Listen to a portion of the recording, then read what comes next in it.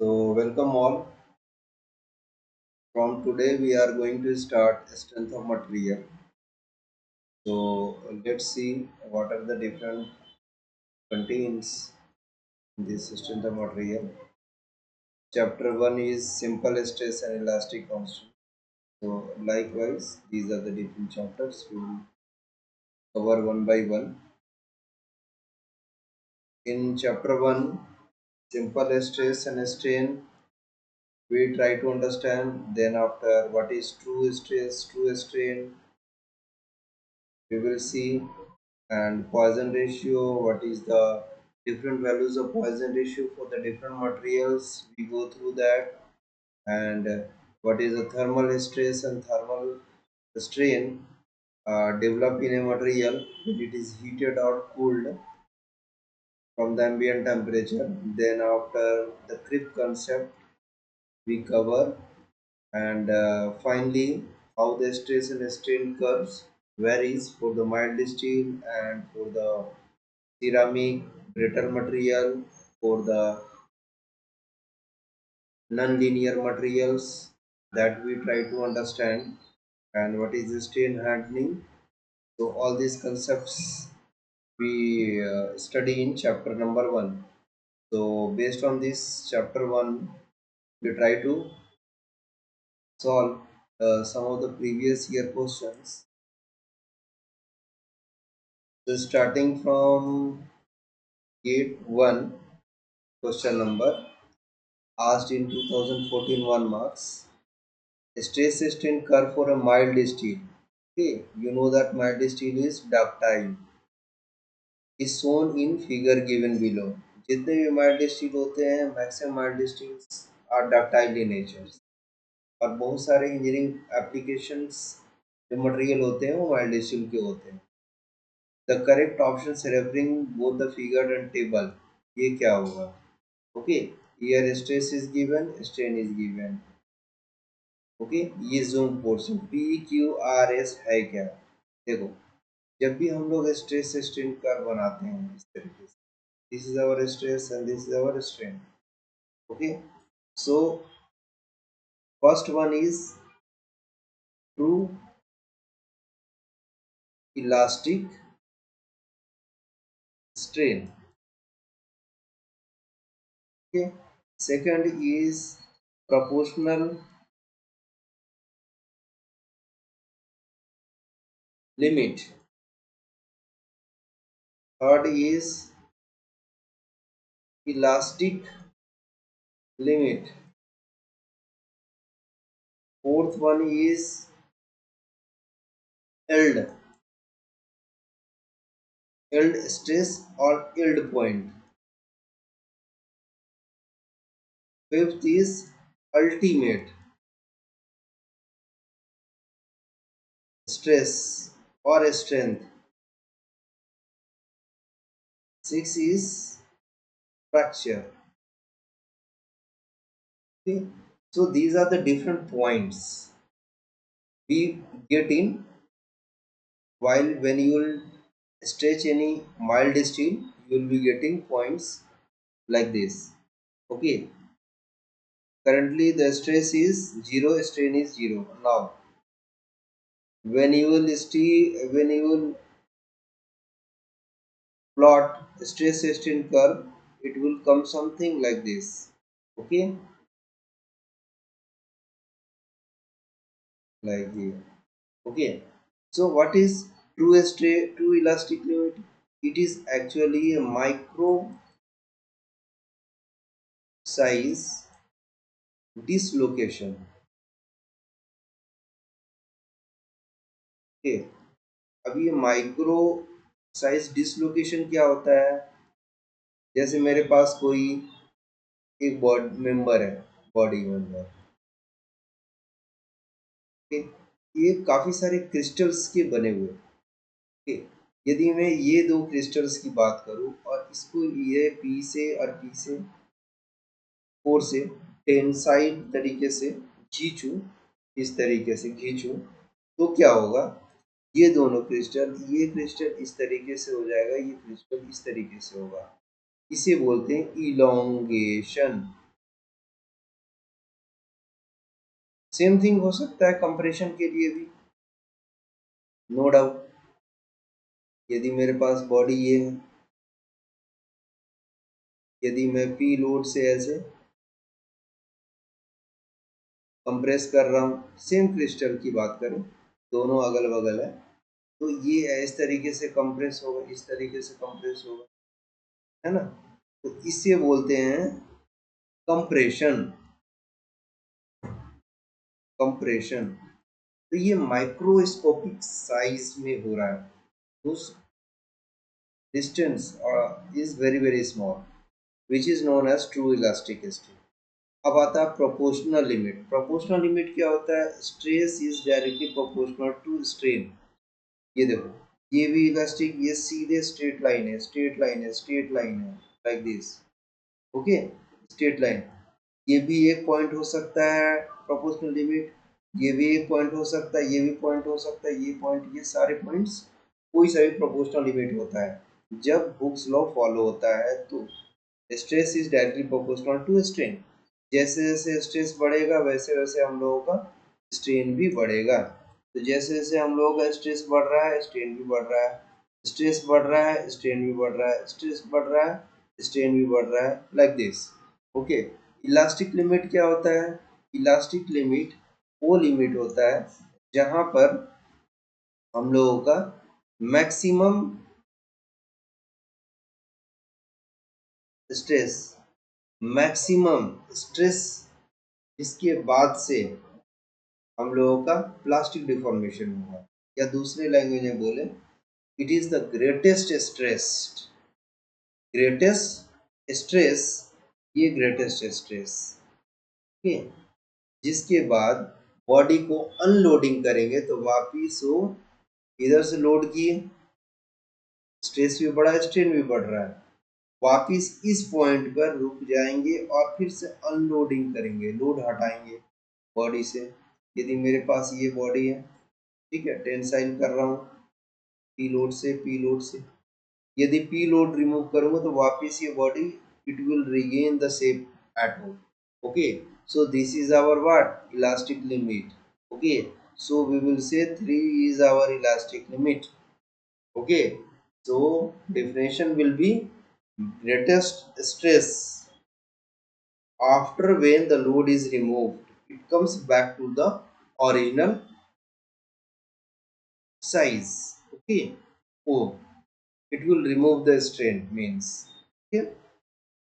Yield point क्या होता है? एल्ड पॉइंट इलास्टिक लिमिट के बाद भी लोड बढ़ाते जाओ, ये हो गया हमें 4, ओके, ये 3 हो गया था, ये 4, 4 ये हो गया, ओके, 4 इज दिस, ओके। 4 क्या बोलता है? एल्ड स्ट्रेस, वो स्ट्रेस होता है या वो स्ट्रेस स्ट्रेस होता है जिसके बाद लोड यदि रिमूव करते हैं तो बॉडी में परमानेंट डिफॉर्मेशन आ जाता है। यानी कि मैं दूसरे तरीके से इसको ऐसे यहाँ प्लॉट करूं, ये स्ट्रेस हो गया और ये स्ट्रेन हो गया, मैं यहाँ से गया गया गया गया, ये जा रहा जा रहा जा रहा, proportional limit, proportional limit, proportional limit, एक स्ट्रेस यहाँ पर आएगा, ओके। ये सब का सब क्या है? ये 2 है, okay. Proportional limit, proportional limit, proportional limit, proportional limit, ये हो गया हमें इलास्टिक लिमिट, ओके, 3। अब इलास्टिक लिमिट के बाद भी हमें लोड दे रहे हैं तो ये कुछ इस तरीके का आएगा, इसे बोलते हैं 4। अब 4 के बाद मेरे को और लोड नहीं देना है, ओके, यहाँ से ऐसे गया, लोड दे दे देते 4। अब मैं क्या कर देता हूँ? अनलोडिंग कर देता हूँ। अनलोडिंग कुछ इस तरीके का होगा, ओके। यहाँ क्या हुआ? बॉडी में एक स्ट्रेन आ गया ना, डेवलप हो गया, यानी बॉडी इसे खींचूंगा 4 पॉइंट तक, ठीक, यानी कि इस 3 पॉइंट, इस बॉडी को 3 पॉइंट के बाद भी खींचते हैं 4 पॉइंट तक जाते हैं, फिर उसको रिमूव करेंगे, ठीक है।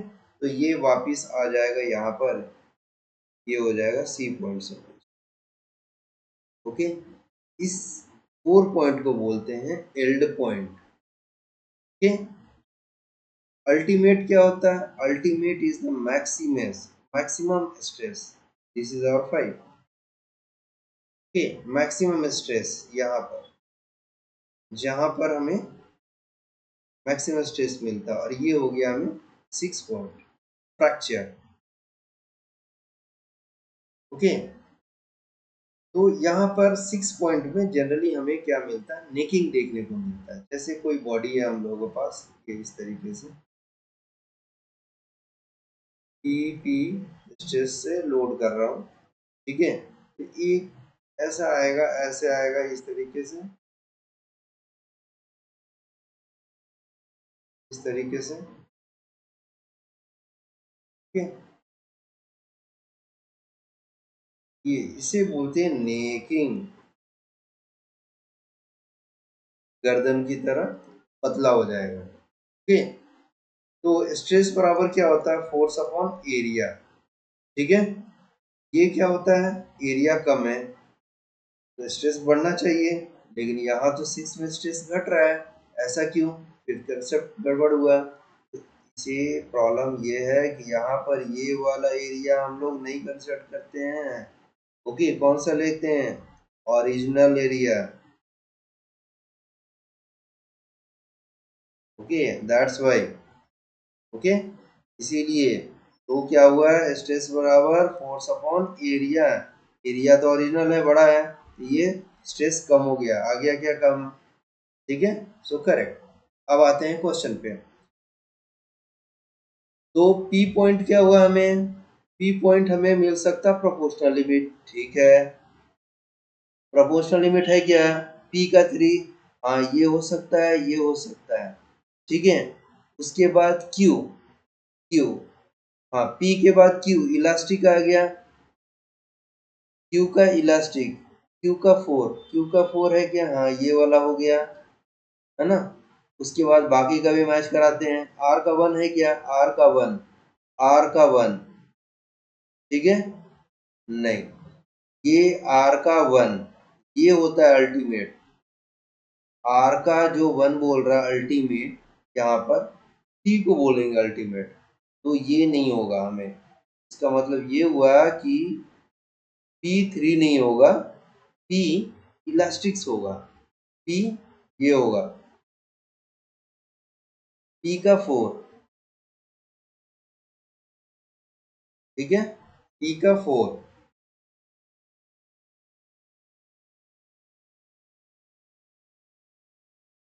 चलो देखते हैं यहाँ पर P का,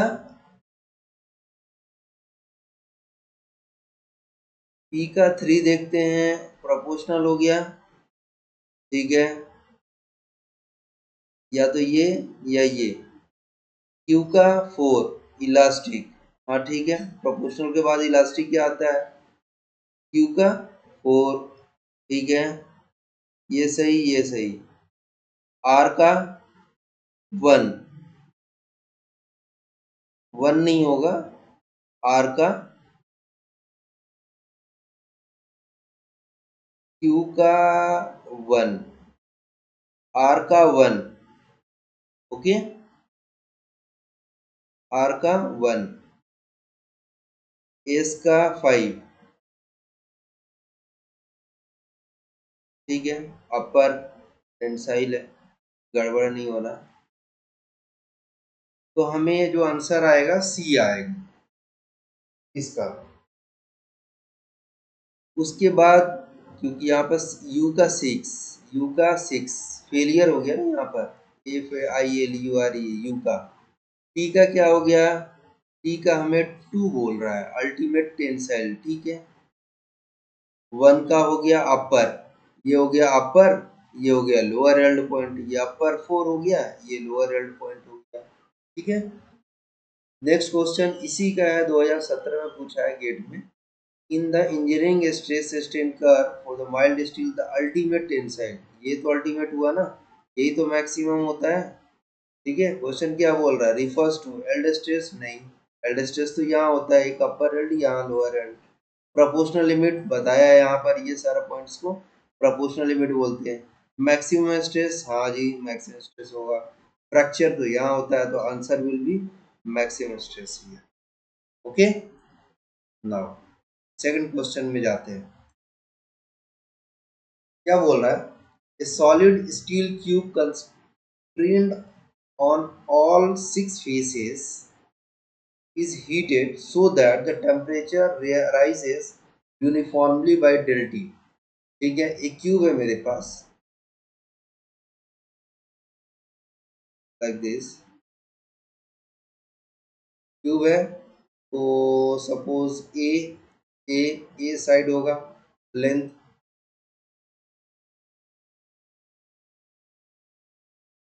ओके, डेल्टी टेम्परेचर राइज कर रहे हैं, डेल्टी टेम्परेचर इसे हीट कर रहे हैं।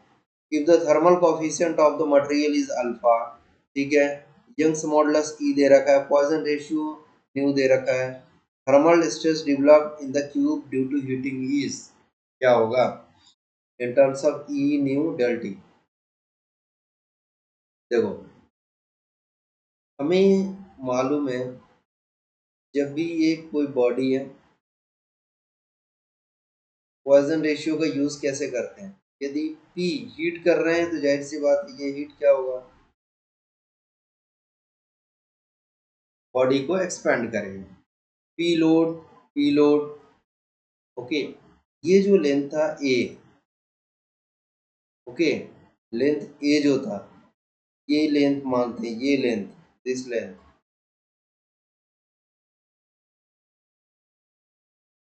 ये लेंथ, दिस लेंथ, ठीक है। इस पी लोड के कारण, इस पी लोड के कारण क्या होगा, स्ट्रेन, यदि मैं ऐसे एक्स वाई, इसे वाई ले लो, इसे जेड लो, ठीक है, एक्स डायरेक्शन में स्ट्रेन क्या होगा, फॉर्मूला क्या होता है, stress upon force upon area, strain के टर्म में स्ट्रेन इनटू ई, ओके, या चलो स्ट्रेन ही निकालना है, तो हमें स्ट्रेन बराबर पी, स्ट्रेस के टर्म में निकालते हैं सिग्मा अपॉन ई, कर सकते हैं। स्ट्रेन एक्स डायरेक्शन में क्या होगा, इस पी लोड के कारण the this A side will increase, okay, tensile due to sigma upon E, ये प्लस में होगा। अब स्ट्रेन निकालते हैं हमें, इधर भी तो लग रहा है, इधर भी तो पी लोड लग रहा है, यूनिफॉर्म नहीं लग रहा है ना, हीट यूनिफॉर्म हो रहा है ना, ओके। इस पी लोड के कारण क्या हो रहा है, ये जो लेंथ है, ये जो लेंथ है वो घट रहा है, खींच रहे हैं, तो एक रबर लो, इरेजर, तो इस तरीके से करो अप्लाई लोड, तो क्या होगा, ये लेंथ विल डिक्रीज, ठीक है।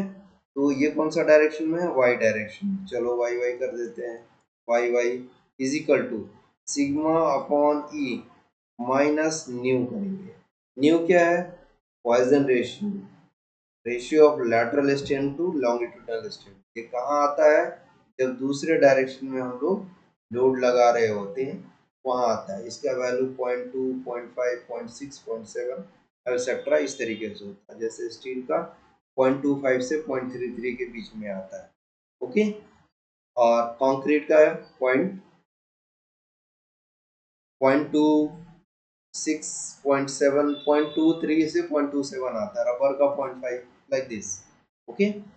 स्ट्रेन एक और हो गया ना, एक और लोड लगेगा हमें जेड डायरेक्शन में, ये ऐसे लग रहा होगा, जेड डायरेक्शन में कुछ ऐसे लग रहा होगा, पी, है ना, और सिक्स फेसेस होगा ना जेड डायरेक्शन में, क्या होगा, ये भी तो होगा, इसके कारण भी तो घट रहा है ना, ये पी लोड से, ऐसे करो, इरेजर का जो एक साइड है, एक एड्ज, ओनली दिस एड्ज, इस एड्ज का बात करते हैं, इसी एड्ज का स्ट्रेन लिए हैं हम लोग, इस एड्ज का स्ट्रेन, ओके, इसी एड्ज का स्ट्रेन, इसी एड्ज का स्ट्रेन, ठीक, इस तरीके से। तो टोटल स्ट्रेन कितना हुआ, टोटल स्ट्रेन सम कर देंगे, sigma upon E minus nu sigma upon E minus nu sigma upon ई।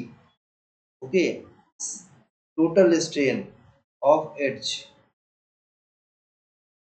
इस एच का, सपोज ए बी लिया, ठीक है, of H A B, sigma upon E 1 - 2 nu, कुछ दिख रहा होगा ऐसा आ रहा है। ओके, हमें क्या बोल रहा है, स्ट्रेन निकालने की, स्ट्रेस निकालने के लिए, यही वाला तो है स्ट्रेस।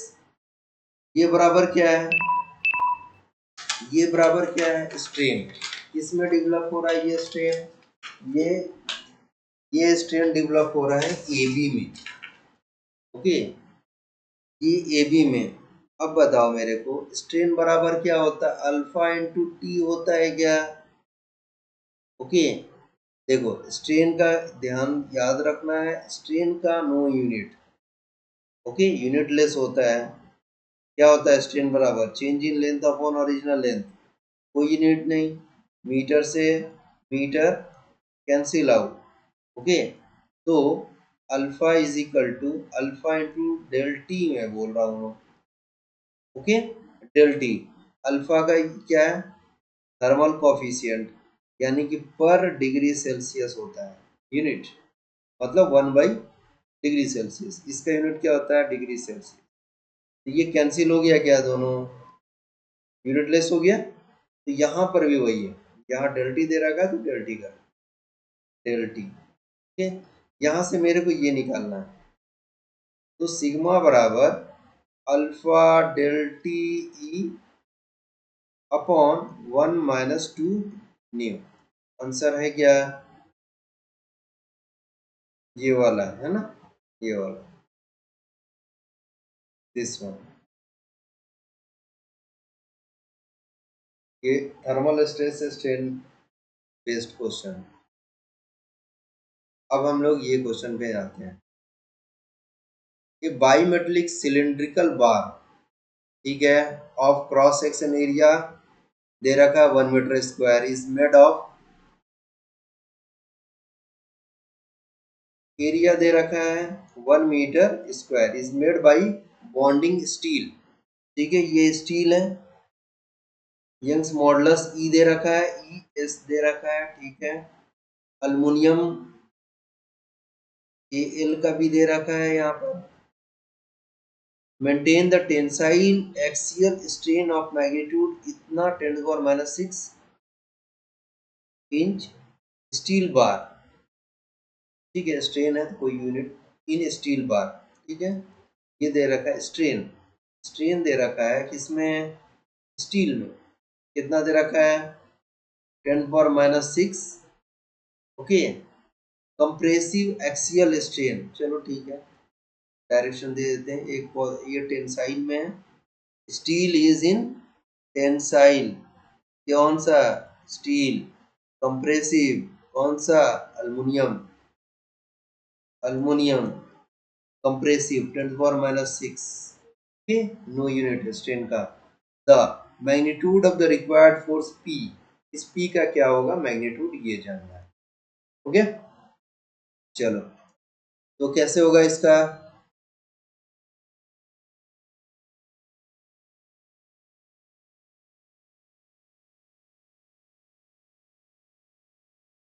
देखो पहले क्या करते हैं हम लोग, इस बॉडी को थोड़ा सा फ्री बॉडी डायग्राम ड्रॉ करते हैं। ये स्टील हो गया, ये हमें हो गया अल्युमिनियम, अल्युमिनियम, ठीक, ये L/2 लेंथ दे रखा है, ये L/2 लेंथ दे रखा है, और पी लोड यहाँ दे रखा है। ओके, थोड़ा दिमाग लगाओ, स्टील किस में दे रखा है, टेंसाइल में,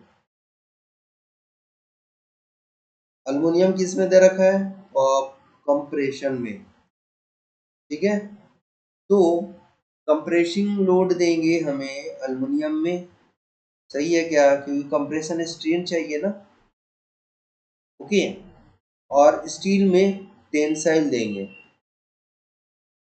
ताकि ये फुलफिल हो। टेंसाइल ये हो गया, कंप्रेशन ये हो गया लोड। ठीक है, ओके। हमें लोड मान लेते हैं, this is our P1 P1 equilibrium में रखने के लिए left side is equal to right side, same P2 P2। okay, assumed, we have assumed steel is in equilibrium by applying load P1, okay, and in aluminum we are applying load P2।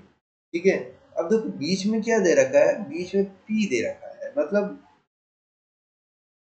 दोनों का direction देखो, P1 का right side, P2 का right side, तो दोनों add हो जाएगा क्या, vector sum P1 plus P2 दोनों का एक ही डायरेक्शन में इज इक्वल टू, इसका भी एक ही डायरेक्शन में इज इक्वल टू P होगा क्या, तो इक्वेशन नंबर 1। ओके, अब देखो स्ट्रेन दे रखा है मेरे को, तो स्ट्रेन फॉर्मूला यूज करेंगे। क्या होता है strain formula, shear sorry stress is equal to force upon area is equal to strain into E होता है। चलो, और ये दोनों को यूज करते हैं, लोड और स्ट्रेन। लोड का क्यों, क्योंकि लोड दे रखा है, स्ट्रेन क्यों, स्ट्रेन दे रखा है। ओके, तो स्ट्रेन बराबर क्या आएगा, P अपॉन ए ई कर सकते हैं। ठीक, यहाँ पर देखो, तो यहाँ पर क्या कर सकते हैं, स्टील के लिए देखते हैं, स्टील के लिए P S upon A S E S. क्या दे रखा है, 10⁻⁻6 is equal to, P S कितना दे रखा है स्टील का, P1 है, ठीक है, अपॉन ए एस कितना है, एरिया, एरिया तो कॉमन है दोनों का 1 मीटर स्क्वायर, तो मीटर में ले लो 1। ई एस कितना दे रखा है, यंग्स मॉडुलस स्टील का 210, 210 कितना आ रहा है, P1 is equal to 210 into 10⁻⁻6। ओके, इस तरीके से।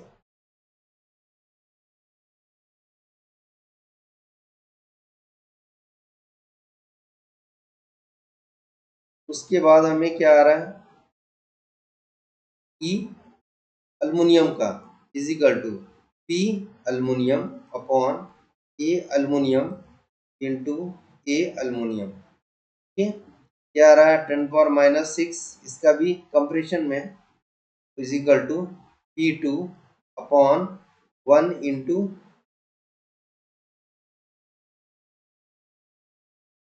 770। ये देखो यहाँ पर दे रखा गीगा में, 10⁻³ करो, 10⁻³ कर देते हैं, ठीक है, 10⁻³ कर देते हैं, ठीक है। P1 कितना आ रहा है, P2 कितना आ रहा है,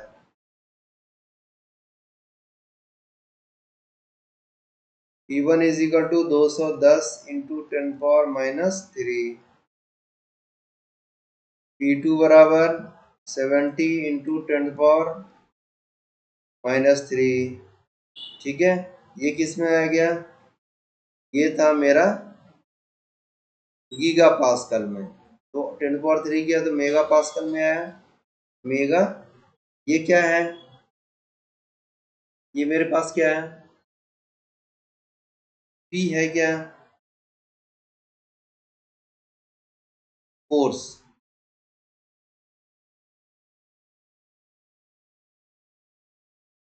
मेगा न्यूटन, ये भी मेगा न्यूटन, तो 210 10⁻³ फिर से करेंगे 10⁻6, ओके, इंटू 10⁻³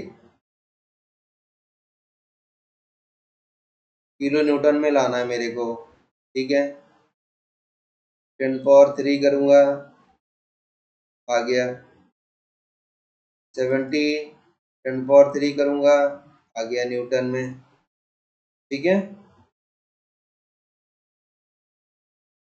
ठीक है। अब P1 प्लस P2 चाहिए ना मेरे को, P इज इक्वल टू 1 से इक्वेशन है, P is equal to P1 plus P2। P1 कितना है, P1 कितना है 210 है ना, 210। P2 कितना है 70, 10 पावर 3 न्यूटन। हमें 280 10 पावर 3 न्यूटन आया। किलो न्यूटन में पूछा है तो 280 kilo newton will be our answer. 280 आ रहा है ना, 280 है ना, हाँ 280 किलो न्यूटन। ओके, कुछ इस तरीके का बनता है।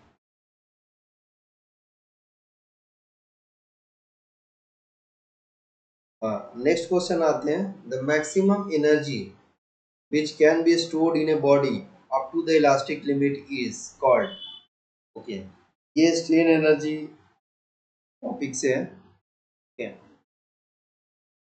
जब भी मैं स्ट्रेस और स्ट्रेन का कर्व बनाता हूँ, ठीक है, तो कुछ टर्म्स आते हैं जैसे कि रिसेलेंस।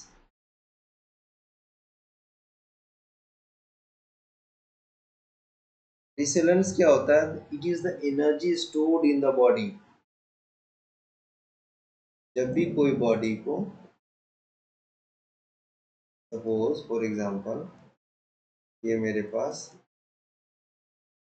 एक बॉडी है, एक बॉडी है मेरे पास,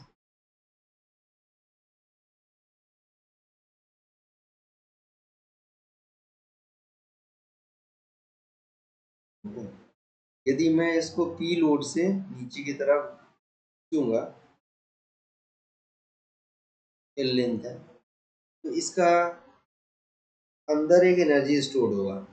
ठीक है, जैसे रबर को स्ट्रेच करते हैं, ठीक है, मैं एनर्जी दिया ना स्ट्रेच करने के लिए, तो रबर भी अपने मटेरियल क्रिस्टल मॉलिक्यूल के अंदर एनर्जी स्टोर करता है ताकि अगेंस्ट द डिफॉर्मेशन के लिए, ठीक है, डिफॉर्म ना हो, इसके लिए वो एनर्जी अपने मॉलिक्यूल्स क्रिस्टल के अंदर स्टोर करता है। That energy is known as receptance. ऐसे कंक्रीट भी करता है सेम काम, स्टील भी करता है, इन्हीं नंबर ऑफ इंजीनियरिंग मटेरियल्स सारे काम करते हैं। तो फॉर्मूला क्या होता है, 1/2 stress into strain into volume.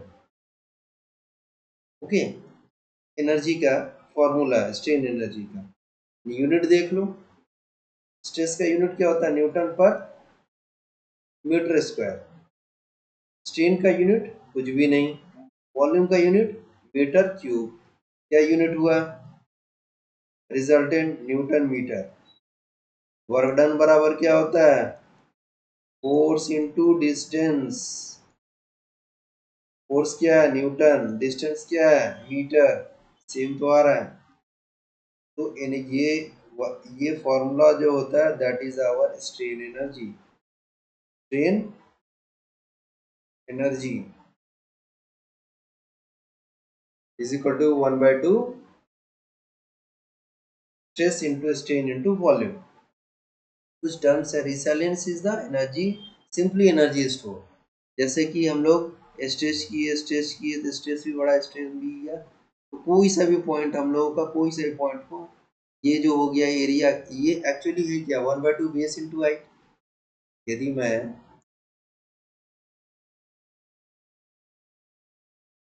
ये है क्या actually this one, 1/2 base into height, ठीक है, ये तो है। तो ये तो है 1/2, इस ट्राइंगल का एरिया लूँ, इस ट्राइंगल का एरिया लूँ, थोड़ा बड़ा लेता हूँ, ये एरिया लूँ, तो ये एरिया क्या देगा, ये देगा area strain energy. Strain energy क्या एरिया होगा 1/2 ये बेस इंटू ये हाइट सिग्मा, ये देगा स्ट्रेन एनर्जी। जितना ज्यादा स्ट्रेस लगाओगे उतना ज्यादा एनर्जी मिलेगा, प्रोपोर्शनल है ना। तो strain energy is equal to 1/2 base into height, stress into strain. जितना ज़्यादा स्ट्रेस उतना ज़्यादा एनर्जी स्टोर होगा बॉडी में, मतलब जितना ज़्यादा एलोंगेट करेंगे उतना ज़्यादा स्ट्रेस, रेसिस्टेंस स्ट्रेस डेवलप करेगा बॉडी, और उतना ही ज़्यादा एनर्जी उसके अंदर में आएगा, लेकिन विद इन लिमिट तक होगा, otherwise after that it will fracture और फेल। ओके, इलास्टिक लिमिट तक ही करेंगे। ओके, तो रिसाइलेंस क्या होता है? Energy stored in the body, simply ये एनर्जी स्टोर बढ़ते जाएगा जैसे जैसे हम लोग, जैसे ये हो गया एनर्जी, रिसाइलेंस क्या है? एनर्जी स्टोर बढ़ते गया, ये भी एनर्जी स्टोर, ये भी एनर्जी स्टोर, ये बढ़ते जा रहा है। ठीक है, ये कहाँ तक बढ़ेगा? मैक्सिमम ई तक बढ़ेगा, इलास्टिक पॉइंट तक, उसके बाद नहीं बढ़ेगा, otherwise deformation will take place. ठीक है, तो यहाँ प्रूव रिसेलेंस क्या होता है? Proof resilience is the energy stored up to the elastic limit. Proof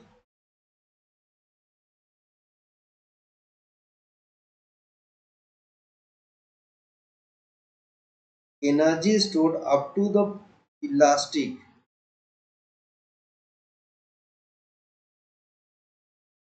limit तक, जितना भी एनर्जी स्टोर्ड है उसे बोलते हैं प्रूव रिसेलेंस, मतलब maximum energy stored in the body, इसी को बोलते हैं। आंसर भी यही होगा, प्रूव रिसेलेंस। मॉडुलस ऑफ रिसेलेंस क्या होता है? थर्ड, मॉडुलस ऑफ रिसेलेंस, देखो इसका स्ट्रेस ये था, ये स्ट्रेन था। ठीक है, एनर्जी क्या है? 1/2 स्ट्रेस, यदि ये मेरे पास सिग्मा 1 हो गया, और ये हो गया सिग्मा, ये हो गया स्ट्रेन 1 हो गया, तो क्या हो गया? 1/2 स्ट्रेस इंटू स्ट्रेन हो गया ना, इंटू वॉल्यूम भी आएगा इसमें, मटेरियल का कितना वॉल्यूम है। जैसे ये बॉडी है मेरे पास, ये एरिया ये होगा ए इंटू लेंथ, ये फिट करो तो क्या होगा? एरिया इंटू, यदि डायमीटर डी है सपोज,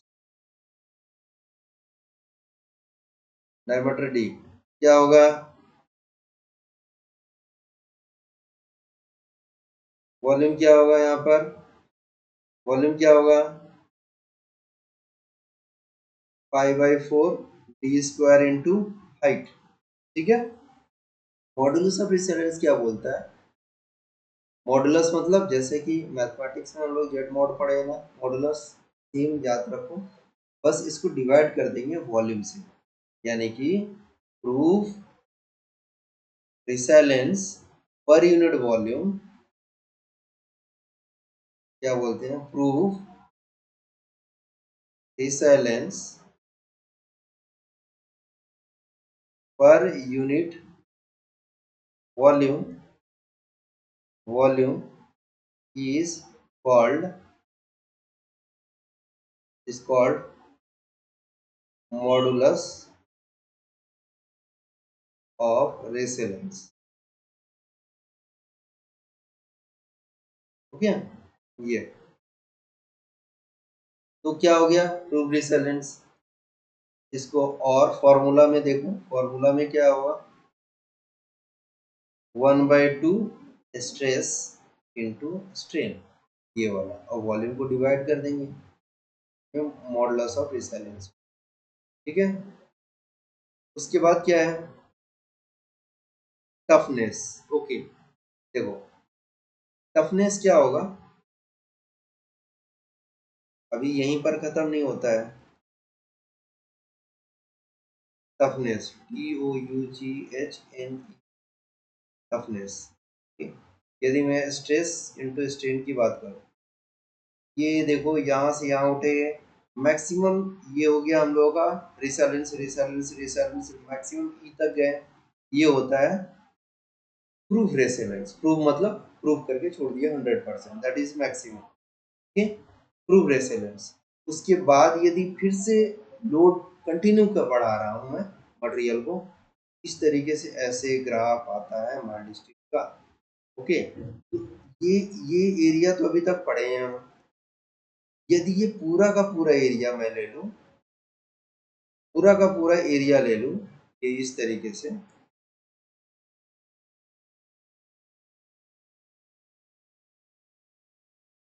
ये इस पूरे एरिया को ले लूं इस तरीके से,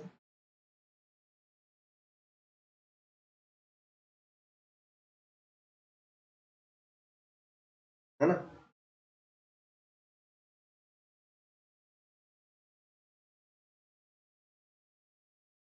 पूरे एरिया को ले लूं, इसी एरिया को क्या बोलते हैं हम लोग, इस एरिया को बोलते हैं हम लोग, ये पूरा एरिया को, इसी को बोलते हैं टफनेस एरिया, और area under stress strain curve up to fracture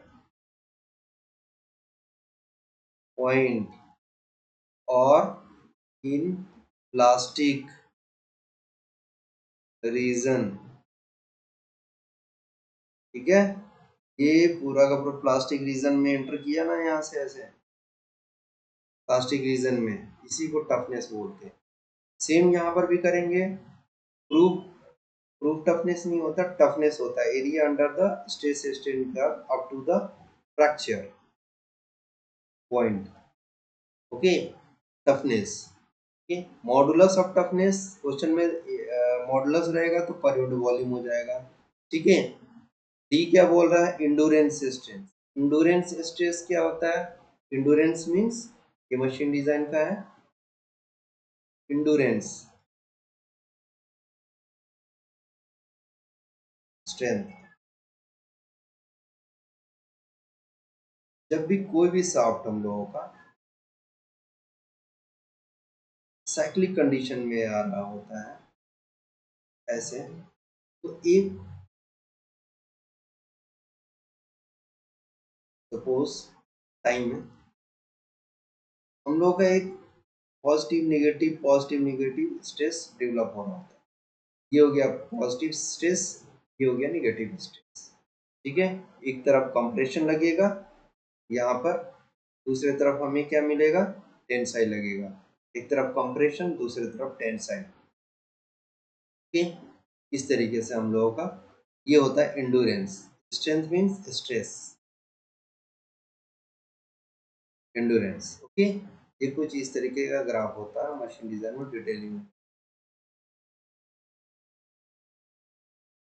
sigma ई, ये टाइम हो गया, और ये इस तरीके से हमें जाता है 10⁻⁷ साइकिल तक जाता है। ठीक है, ये इस तरीके एंडोरेंस सिस्टम।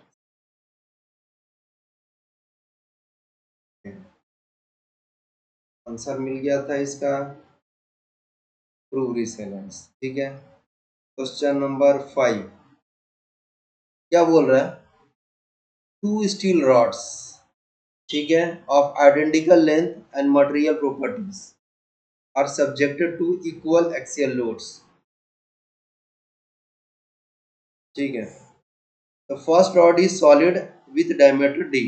ठीक है, रॉड है कुछ इस तरीके का, सॉलिड है, डायमीटर 5d दे रखा है। Okay, and the second is a hollow one with external diameter d, कुछ इस तरीके का है सेकंड वाला हम लोग का।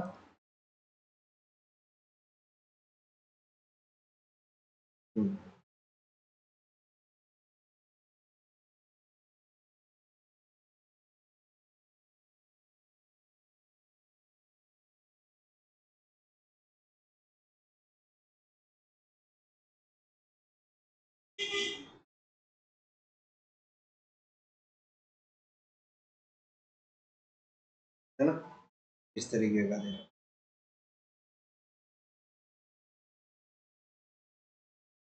इंटरनल डायमीटर, चलो ठीक है, एक्सटर्नल डायमीटर दे रखा है, ये कितना दे रखा है, कैपिटल डी।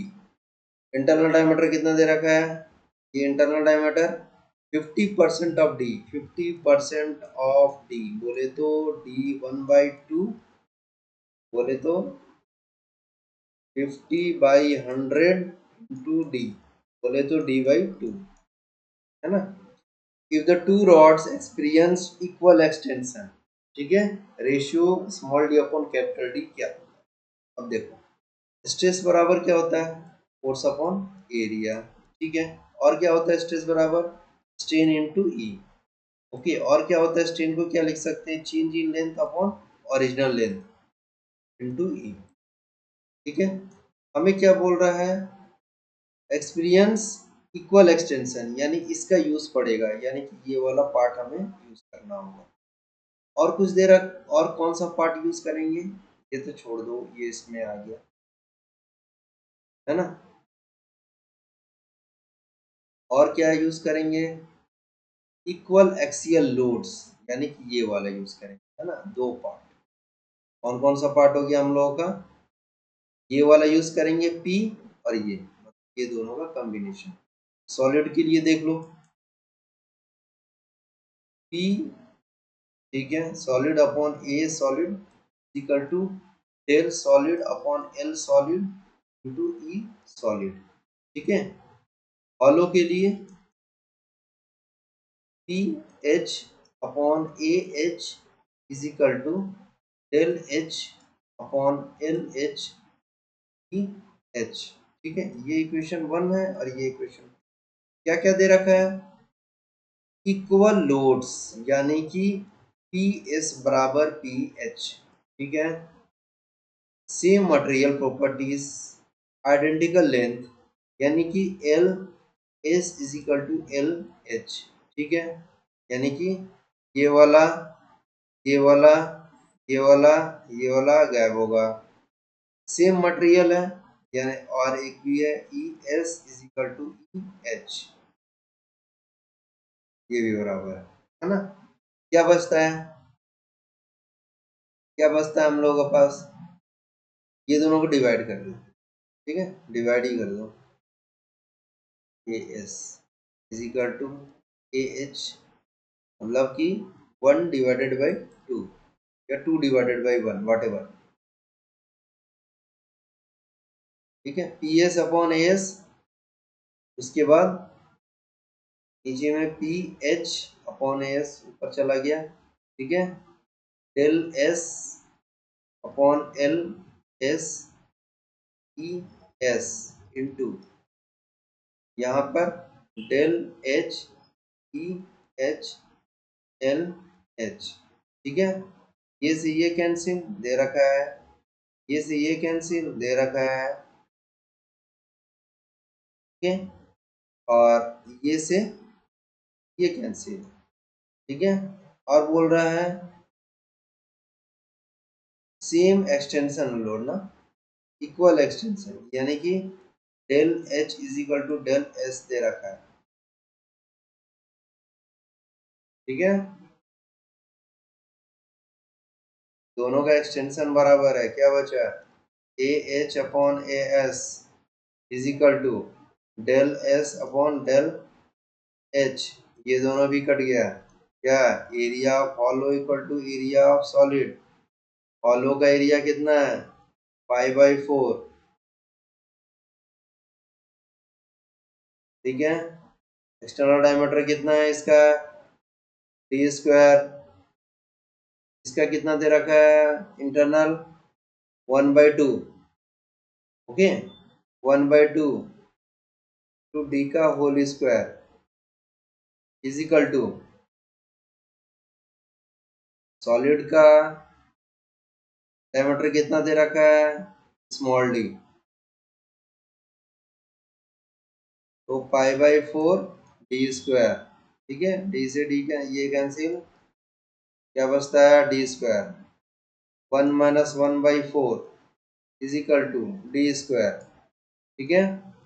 तो 4 ऐसे गया 3/4 is equal to D upon D, क्या होल स्क्वायर, बोले तो small D upon capital D is equal to √3/2, आ रहा है क्या answer, √3/2, so this is will be our answer, okay।